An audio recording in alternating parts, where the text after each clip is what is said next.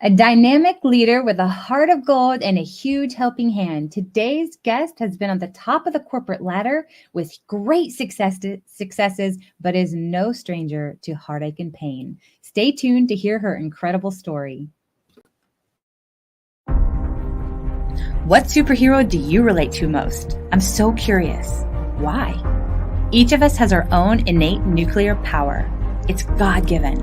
And yet we're all out here wondering, searching, forgetting, and suppressing. I know I was. It's okay, no judgments here. But I am going to get real. As a life and career coach, it's kind of my job. And you chose the show, so no one is forcing you. But the force is real. And the question I really want to ask is, what's your superpower? I'm Sharon Davenport. I've been called a real-life Wonder Woman. This show is designed to activate you alongside other superheroes. It's time that you arise, put your cape on, and fly.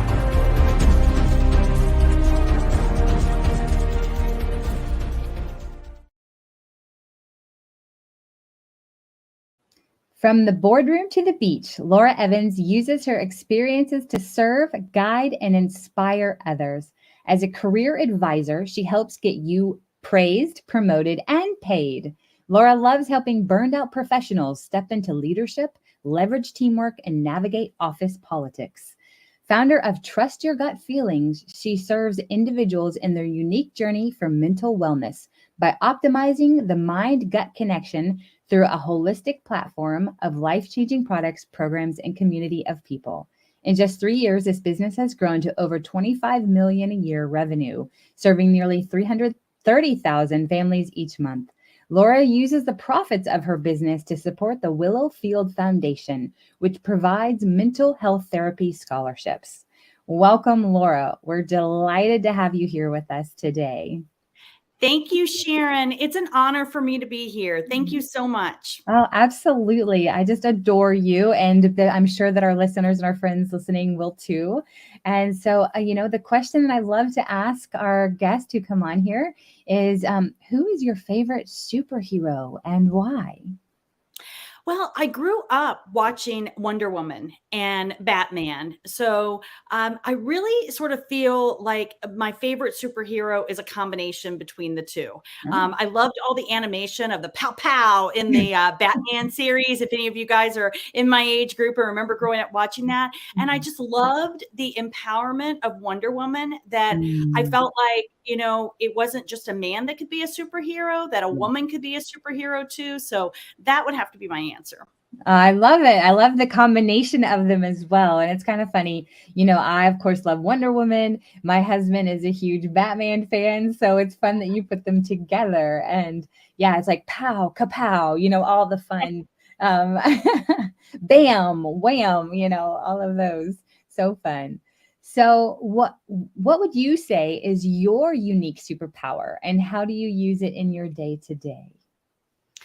Well, my unique superpower, I would say, is clearing a path. And whether it is clearing a path on the journey that we had as a family, or whether is clearing a path as I help people in their career and help develop businesses, or help somebody solve maybe some health issues that they're having, I just love to clear a path. And I also find, and people tell me that I'm able to appear and remain calm in a storm. And that helps them feel more calm and more confident. Sometimes on the inside, I don't always feel calm, but people tell me that. And so I believe that people around you really know you well and can sometimes speak life or speak things over you that you're not aware of yourself. So people tell me that. I would have to agree with them just in getting to know you. And, you and I have gotten to talk on some deep levels about some different things. And it has been an honor and a joy to have those conversations. And you have this calmness about you that translates to those that you're connecting with. And so I would have to definitely agree with people who say that too. That's definitely a superpower of yours. So I love it. Thank you. So I would love for our friends listening to be able to get to know you a little bit more, to be able to hear some of your story, because it is a powerful and dynamic personal story. And if you don't mind sharing about your personal story and about how you came to be connected with the Willow Field Foundation.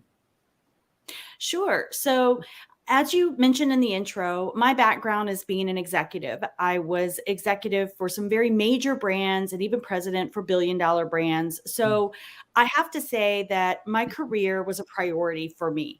And I felt like that was the way it was supposed to be because I was providing for our family through my Right. career. And I got to a place in life where I just felt really strongly convicted Mm, that I was out of balance in my priorities. And my children were growing up so fast. I'm a blessed mom of 4 children. And I just saw these milestones in their life flying by that I mm, was missing and missing and missing. And so I listened to that conviction of that I needed better balance. And I took a step in obedience to that of walking away from my career in a prime time of my career. wow. But I just trusted and believed, and I'm very faith based, and I trusted and Mhm. believed that God had a better, bigger plan for me, and I Absolutely. was just going to follow. And I knew my family was something that He had given to me, and that that was absolutely a priority and should be a priority in my life. Yes. So why I set that up is because within a year and a half of me walking away from my corporate position and being available more as a parent, building a business independently at home, one of Mhm. our teenage daughters attempted suicide, Mm, and that hurts, and her hurt mm, a lot, and not being able to figure out how to resolve it, and then thrown into what do we do, how do we help her, who do we go to, where do we mhm. go to. And we went through this journey as a family, and thankfully I will shortcut it real quickly to say this daughter's doing super well. She is at a university, she's studying to be a plant biologist, and Oh, she is doing really, really well. But it was her journey of healing around having been sexually abused and trafficked. And that's mm, right. We lived in a normal neighborhood, and these things happen in normal neighborhoods. This is wow. not just something that somebody's kidnapped, or what you may see. It happens normally. She never spent the night away from us. She was not with someone that had any kind of abuse record or was on any kind of a list. He was Mm, the most popular dad in the neighborhood. It was mm, her best friend's dad, and he used all of the children in inappropriate content creation and also abuse. So, so this journey for her, finding a mental health therapist that she connected with, was such a critical piece of the journey. And in fact, several times, I mean, we went through 6 different therapists, and several wow. times she wanted to walk away and say, no, I don't fit this one. I don't like this one. I don't feel comfortable telling my stuff to this one, or they don't get me. Mm, I don't need it. I don't want it. And I was very clear on, no, you do need someone you can talk to. And maybe it's not that person, but we're going to find the person for you. And that's my encouragement to parents in general, is find the right person that your child can connect with if your child needs therapy and someone to talk to. yeah. So we sat down, we picked out someone, and long story short, they created a great relationship. And my daughter's story of what she had been through, and she did prosecute her abusers. Every survivor's journey is different. Her choice Wow. was to prosecute in order to save other children that were at home. So she Incredible. prosecuted her abusers, and we did see justice in our proceedings. Mm, But she inspired this therapist to create a foundation that would provide mental health therapy scholarships for other especially abused children who didn't have access, because right. out of all the children that were abused in this situation, many of them did not have parents that could afford to go to whatever therapist they need, or that could encourage them to go seek therapy. And so my daughter was super grateful for what she had available, Right. and wanted to pay it forward. And that's what the Willowfield Foundation is. So that's what led us to it. Wow. Well, for those of you listening, that was a lot packed in there, right? Did you guys follow all of it?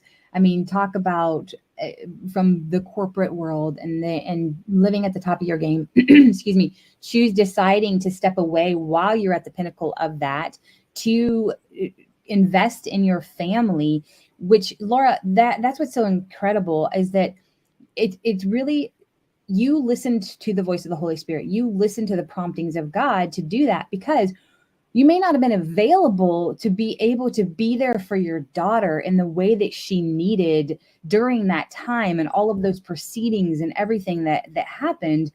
Because we've talked a little bit more about this, the trial and all of this stuff, and that is a very stressful, very involved experience. And if you hadn't done that and stepped away from your corporate job at that time, you may not have been available to be able to walk through that with her to the extent that I know that it took. And so Right.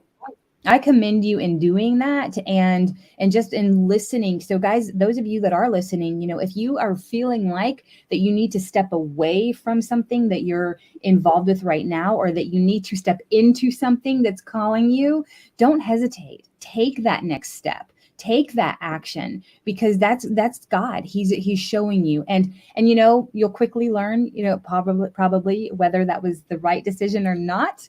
And sometimes we do think it is, and we step into something, but that's where we have to trust that God's got us every step of the way too.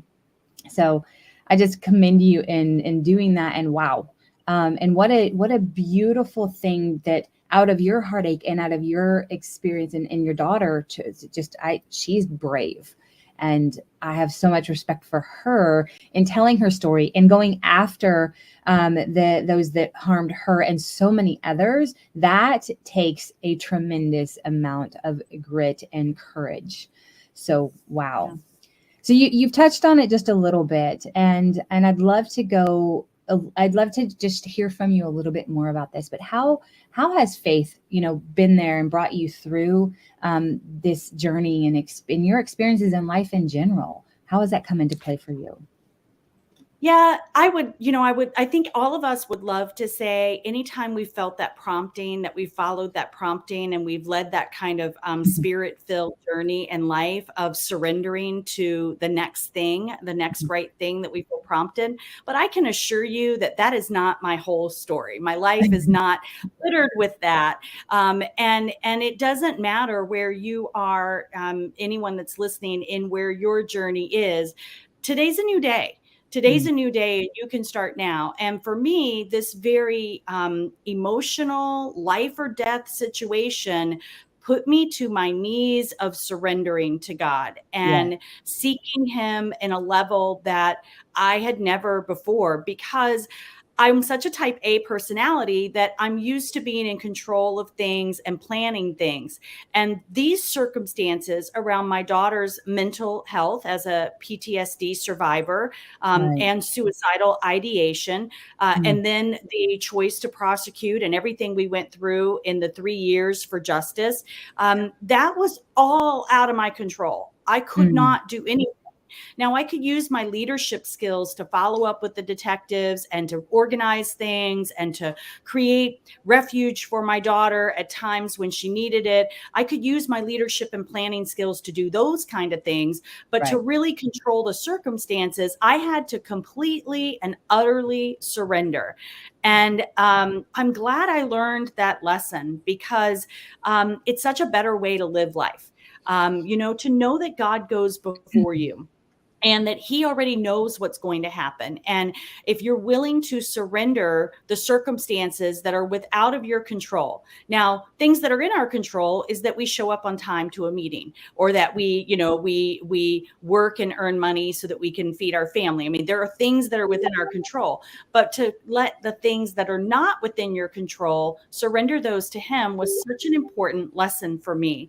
And I feel like he connected back with me, and I felt seen on that, in how the Field Foundation got its name. So can I share a little bit about how that please came about? do. Well, our story is filled with God's handprints all over our story. It's redemption. restoration, and justice as well, protection. But in particular, when our daughter and her therapist were inspired to create the Willowfield Foundation, the therapist, inspired by my daughter's story and her will, her interest to give back, said, I want you to pick the second word of the street where your abuse happened. Because in the future, when you think of that street name, I want you to let go of the pain and instead hold on to the promise of hope of the good that you're going to be doing. So it's a good thing that's coming out of this. So that word is field. That was the second word of the street where her abuse happened. And then the therapist looked out the window and just randomly picked the first thing her eyes went to, which was a willow tree. So it was called Willowfield Foundation. Now, what God and God alone knew, Sharon, was 4747 Willow Road was where I was working in California when my daughter was being abused in Texas. Oh my gosh. So that was God's way of saying, I mean, my daughter didn't remember that address. The therapist never knew that address. That was God and God alone saying to me, I want you to let go of the pain, and I want you to let go of the guilt as a mom, and I want you to let go of the shame that you feel I felt I wasn't there to do my one job to protect my child, and I should have, all these things. And God said to me, you need to let go of that, because I'm going to do something really big and really good for so many others because of your obedience and because of your trusting in me in this circumstance. So the Willowfield Foundation. Oh my goodness, Laura, is that not just our God? and to, man, that's so profound and so beautiful and incredible how he does that, just showing you, hey, listen, I got you. I've got your daughter, I have you, and I have all of the people that are going to come under this umbrella of this foundation. And what a beautiful piece. You have to make sure you share that story with everyone. Because that is just absolutely beautiful and incredible, and just like our God to do that. So, and so through this whole process, you've shared, your daughter is doing really well. She's doing fantastic in college. But I know it also, you have 3 other daughters, and you have your husband, and you have, your family. So how is your whole family doing after dealing with this experience and this journey? How are they doing today, if you don't mind sharing?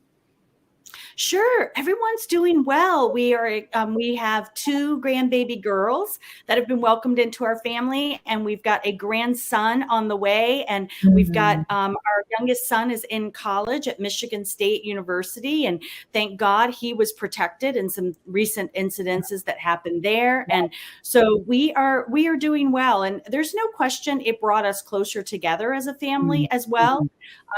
And we are all very passionate about this foundation. And we all contribute on birthdays, on holidays, all the kind of things. We are telling people, don't give us gifts, send money to the Willowfield Foundation, because we just want to be able to see it reach more people. I love that.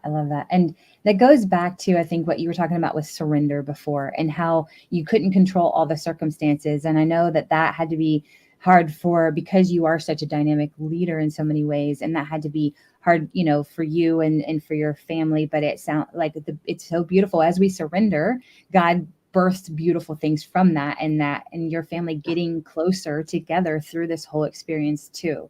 So there's, and I love how you're choosing to see the gifts and the joys, excuse me, from the tragedy and the experience that you guys have overcome. So, so precious and so beautiful. But so, for our friends listening, some may be currently dealing with something similar. having, whether it be a mental health journey of with suicide, or whether it's with somebody who is, they know that has been molested or trafficked or something along those lines. And I know those are kind of two different situations, but in your situation, they have kind of come together. So for those of our friends that are listening who may be experiencing something similar, or have somebody that they're walking through this with, what would you share with them through this? Well, get help. Talk to someone. There is now, I've been actively involved in an organization called NAMI, the National Alliance for Mental Illness. And thankfully, due to the advocacy that organization has done, we have helped create a 988 number. So instead of a 911 number for emergency calls, there needed to be something for a mental health crisis, because an emergency that has potential criminal affiliations is a very different response than someone that's having a mental health crisis. Absolutely. So 988 in particular is a suicide hotline. So it's easy to remember. 988. And I would just encourage, those phones are staffed with experienced, caring staff that will be a resource to talk to through things like that. There are also hotlines for abuse, and I also speak on ending the silence to high schools about suicide prevention. And one of the things that I encourage the high schoolers to do is, they usually know, your friend has usually said something to you or indicated something to you.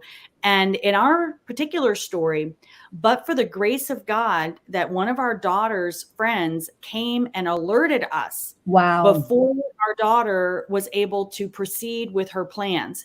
And so we were able to intervene in her suicide attempt that day, because her friend was willing to sacrifice their relationship to alert us. And if we teach, if you see or hear something, say something, find a trusted adult, a guidance counselor, a pastor, a parent, a friend's parent, find someone. And for those of us that are parents, I'm also a facilitator of Darkness to Light, which is a child sexual abuse prevention organization. They have amazing resources online, free resources that you can go and look at for how to begin talking with your children about what is okay and what's not okay, how to talk with your teen about how to ask, what is consent, how to get consent in of their dating life, and even what to do if you do have the child of one of your friends comes to you and says that they've been sexually abused. Where do you go? What do you do? All of those resources are free on the Darkness to Light website, and I encourage any adults that are around children to educate themselves about it. These things happen in the cloak of darkness. And when we get uncomfortable talking about these things, because these are not comfortable things to talk about, but when we get uncomfortable talking about it, we shine a bright light and expose it so that it has less power and control to hurt us and to hurt our family and our children. So good, man. I love all these resources. This is incredible, Laura, and so needed and so good. And I'm going to check it out because, my son is 10 and we have had little conversations with him, but luckily he's still extremely innocent because of where he's gone to school and stuff. But we know that he's coming into teenagehood. And so no, I'm going to check that out myself personally too. So thank you for sharing that as well. So good. So much here. So, and like, okay, now we're going to pivot. We're going to switch gears a little bit. And you are amazing and do multiple things. Like we've mentioned, you've worked in the high level corporate world, and possibly experienced, burnout yourself. So there might be some coaches listening here to this call, or some professionals that are dealing with burnout themselves. So, and I know you've helped coach many professionals with that. So what would you tell somebody who is maybe experiencing burnout for themselves? Well, it goes back to the lesson I learned about surrender. I find that the greatest amount of burnout occurred for me when I tried to control everything. The more I tried to control everything and the more I felt responsible for everything, we are not responsible for how other people act. We're not responsible for how other people feel. The more I learned that I'm not responsible for everything, Mhm. and that I don't control everything, then Right. it was freeing for me to be able to let things roll off of me. Pastor Joel Osteen has a saying that I love. I think it's it might be from Psalms 45:7. I'll have to get the verse specific, but he talks about the oil of joy, that the Lord gives us the oil of Mhm. joy. And so when we're covered in the oil of joy, everything else is like nonstick, like it Mhm. rubs off, That's good. drops off of us. It rolls off of us like water rolls, off of us. So I try to remember that I'm covered in the joy of oil from the Lord, and I'm not going to let things stick to me. I'm going to let them bounce off me, because what people think, what people say, what people do is not my responsibility. All I Mhm. can control and be responsible for is my relationship with the Lord and my seeking Him and my surrender to Him, and what I can do. And so that has helped me not be as burnout as I used to be. And that Mhm. would be, I definitely have stepped away from that life. I live a much better life at the beach, relaxed, control my own schedule, set my own time and my hours, travel where I want to travel, when I want to travel. So it's definitely the opposite of what I was doing before. I love that. And, so true about when we try to control is when things get more out of control. Right. And I recently was on a retreat to Costa Rica with an amazing group of women. And we were able to worship, praise and worship on the beach. We were able to, we rode ATVs. We learned to surf.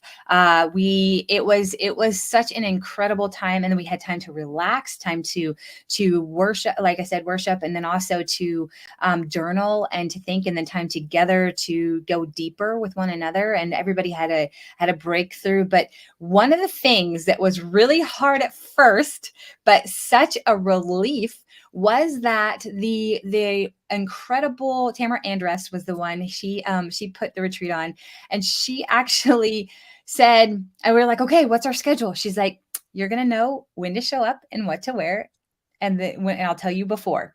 We had to know schedule. Like, we couldn't control anything. We were completely out of control. It was the most incredible retreat I have ever been on because we had no control. She would say, tomorrow, show up. You need to be ready at 8 o'clock, and you need to be wearing sporty beach wear, or Mhm. whatever. And it was, so when we give up control, when we let it go, I had so much more relaxation, rejuvenation, freedom. And she said, you can't bring your phones. That was another thing. And so we truly had to, and were able to unplug. And man, I did not want to come home. I bet. Yeah. Yeah. So that Yeah. surrender, that was the closest thing to in a long time to have, of like being able to completely surrender, as in a physical sense. And it was such a joy, and there was so much Yeah. peace. And so that is, I think, a physical story of talking about what happens when we Yeah. surrender to God and we allow Him to be in control, and we're not trying to control everything. So Yes. so beautiful. So we're getting ready, as we're wrapping up here, Laura. Is there anything else that you would like to share with our friends listening before we say adieu for the day? Well, I would like to say, just on what you were sharing and us talking about surrendering and overcoming, or how to prevent burnout. I've Mm, also made it a practice to find one day, mm, one day as a Sabbath, and that was God's direction to us. And it right. doesn't have to be the same day every week, Mm, but find the day that I know. For me, I have a day in my calendar that I do my best. Now, occasionally travel or things will come up that sure. cause me to have to shift it to a different day, but I really work hard to make sure that it's not shifted to another month or another year.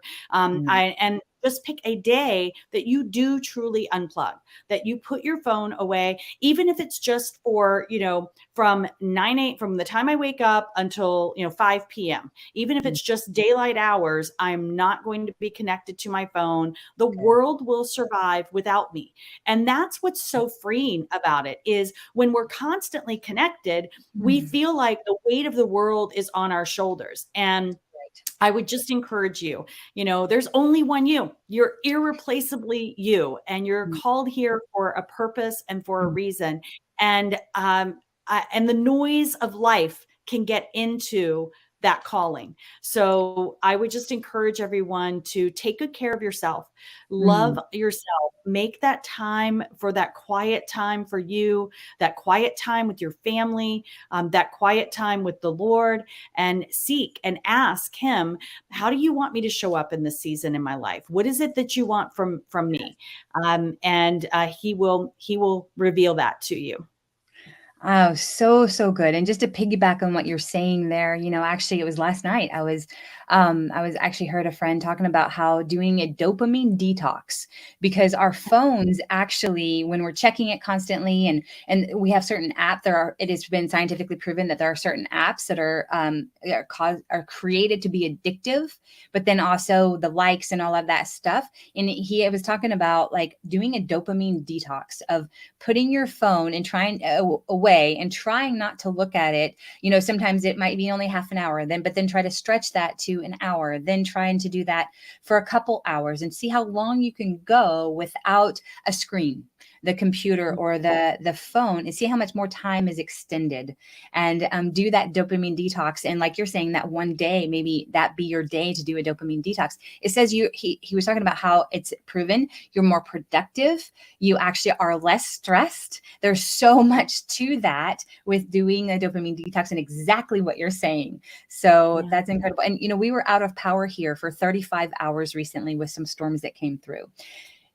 I felt like the days lasted forever because I still had my phone, but I really actually took that time just coming back from Costa Rica to not go to my phone and not to do that. And it was so refreshing. I had more conversations with family members. The neighbors were out talking. We connected. It was this incredible thing. And I was like, and we had, the weather was okay outside. It got a little chilly. We did a fire, but it was a beautiful thing. So exactly what you're saying, it's priceless to take those moments and remember what it's like to slow down and to unplug and detox a little bit. So, so good. Thank you so much, Laura. I love your passion. I love your wisdom. Thank you for sharing it with all of us. And guys, you can support the Willowfield Foundation by visiting their website, thewillowfieldfoundation.org. And also remember the number 988 if you have somebody with mental health issues or that is struggling there. As always, those of you, my friends listening, thank you for joining us today. And hey, listen, if this podcast brought you value or impacted you in a positive way, please like, comment, and subscribe, and share it with a friend that could benefit from it too. Thanks again, and we'll be back with our next amazing modern day superhero in approximately 2 weeks or so. Until then, and as always, go use your unique superpower to change someone's life for the better today. Thank you again, Laura, and bye for now. What superhero do you relate to most? I'm so curious. Why? Each of us has our own innate nuclear power. It's God-given. And yet we're all out here wondering, searching, forgetting, and suppressing. I know I was. It's okay. No judgments here. But I am going to get real. As a life and career coach, it's kind of my job. And you chose the show, so no one is forcing you. But the force is real. And the question I really want to ask is, what's your superpower? I'm Sharon Davenport. I've been called a real-life Wonder Woman. This show is designed to activate you alongside other superheroes. It's time that you arise, put your cape on, and fly.